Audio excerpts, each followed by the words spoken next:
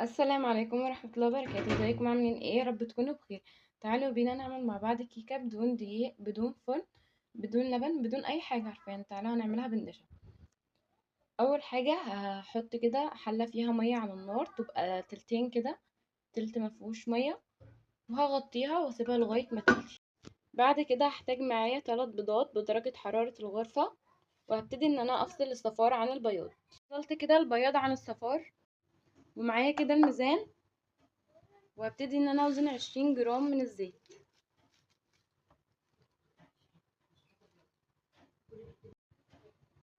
وهبتدي ان انا بقى انزل بال20 جرام زيت على صفار البيض، على الصفار.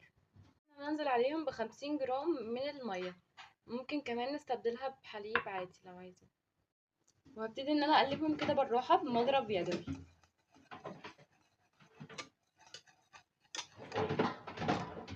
بعد كده اما تقلبوا كلهم مع بعض، هنزل عليهم بربع معلقة صغيرة من الملح، واقلبهم مع بعض كويس برضه.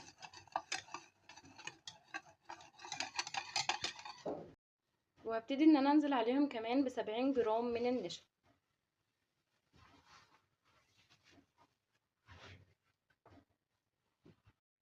اهو كده زي ما انتوا شايفين.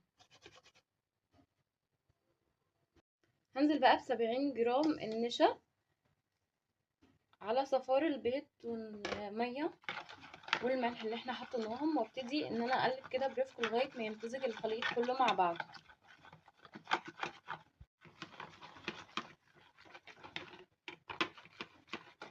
مزجت كده الخليط كله مع بعضه، هسيب كده الخليط ده على جنب، وابتدي ان انا اجيب بقى بياض البيض، وهضرب بيه بالمضرب الكهربائي لغايه ما يبقى فوم معايا.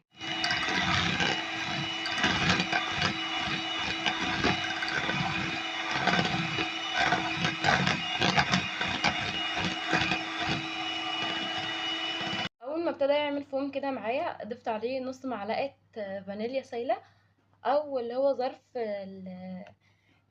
الفانيليا العاديه. وكمان هضيف عليه نص معلقه كبيره من الخل. ضربته كده لمدة دقيقتين، وهبتدي بقى ان انا اضيف 35 جرام من السكر.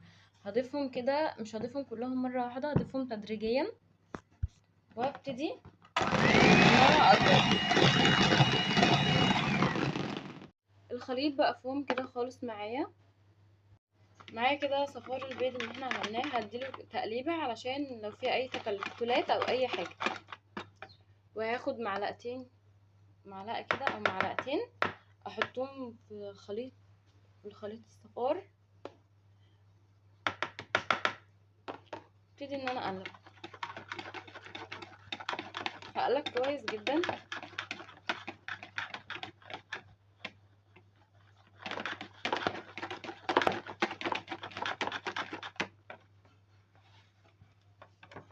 وهنزل بالخليط ده هنا كده على البياض.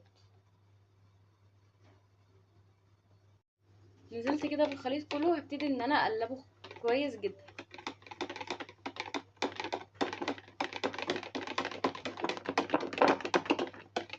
قلبتهم كويس جدا بالمضرب اليدوي، وهو ده القوام اللي انا عايزاه، قوام كريمي وجميل. معايا كده بقى الحله بتاعتي، عندك صينيه، عندك حله، اي حاجه حطي فيها. بس انا فضلت ان انا احط في الحله لان مش عندي الصواني اللي هي المرتفعه دي، فهحط في الحله علشان تطلع مرتفعه اكتر. لو عندك صينيه، هتبقى صينيه مقاس 18، هطلعها كويس جدا. وهنزل كده الهواء اللي فيها عشان لو في اي فراغات، وهي هتبقى كده من غير بقى ولا ندهن الصينيه او الحله بتاعتنا زيت او اي حاجه. هجيب بقى الفويل كده والفها.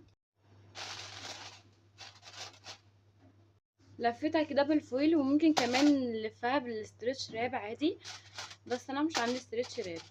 وهبتدي كده ان انا بالسكينه واخرم كده خرام بالسكينه بقى او بخله، اي حاجه يعني تعمل خرام، بشوكه، اي حاجه موجوده عندك. عملت كده خرام بالفويل كله. الميه كده غلت معايا، وهجيب بقى اي مصفى اي مصفى تبقى على مقاس الحله، واحط عليها غطا برطمان كده او اي حاجه يعني ترفع الحله ترفع الصينيه بتاعه الخليط بتاعنا.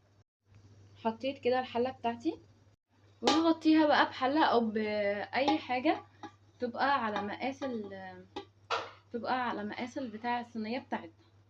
طبعا ودان الحله اللي انا حطيت فيها الخليط عملت لي عقبه، فرحت ما لقيتش اي حاجه المقاس يعني ان انا اغطيها، فقمت جايبه فويل وعملتها اكنها حله برضو او اي غطا.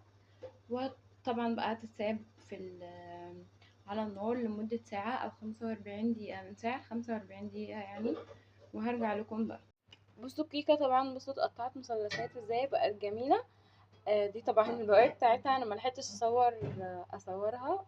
اتاكلت والله من حلاوتها، بس هي كان ناقصها شوية سكر يعني، زودلها شوية كيكة سكر. شاي عادي. جميلة. قطن.